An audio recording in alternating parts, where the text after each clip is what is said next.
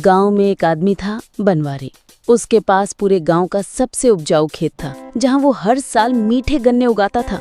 लोग कहते थे बनवारी के गन्नों में जैसे मिठास नहीं, सोना घुला होता है। मगर बनवारी को कभी संतोष नहीं होता था। हर बार वो कहता, इस साल और उगाऊंगा और पैसा लूंगा और जमीन खींच के बढ़ा दूंगा। धीरे धीरे वो आसपास के गरीब किसानों की जमीनें भी हड़पने लगा। किसी को पैसे में फंसाकर, किसी को डराकर। गांव के बुजुर्गों ने उसे चिताया, एक जगह है पछुआ कोने का टुकड़ा, वहां कोई खेती नहीं करता, वो जमीन शापित है, वहां जिसने हल चलाया वो खुद गुम हो गया। बनवारी हंस पड़ा, शाप, पैसा ही असली भगवान है। और अगले दिन उसने वहीं शापित जमीन पर गन्ना बो दिया। अजीब घटनाएं शुरू हुई। रात को खेत से रोने की आवाजें आने लगी। कुछ गन्ने काले रंग के निकलने लगे, अजीब सी बदबू के साथ। और एक दिन बनवारी का मजदूर उसी खेत में गायब हो गया।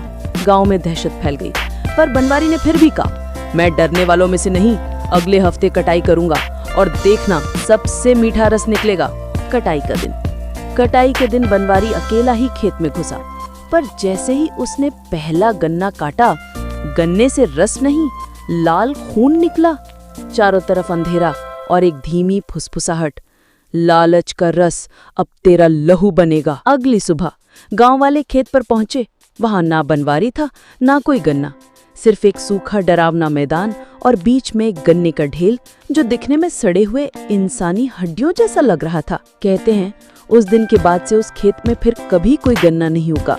और गांव की दीवार पर आज भी एक लाइन लिखी है, जिसने जमीन को लूटा, जमीन ने उसे ही निगल लिया। लालच जब हद पार करता है तो इंसान खुद अपने हाथों से अपनी बर्बादी बोता है। अगर कहानी पसंद आई हो तो लाइक बटन पे वैसा ही प्रहार करो जैसा बनवारी ने उस शापित खेत पर किया था। और सब्सक्राइब कर लो, वरना अगली कहानी तुम्हारे सपनों में आकर डराएगी। कमेंट करके बताओ, अगर तुम बनवारी की जगह होते क्या करते।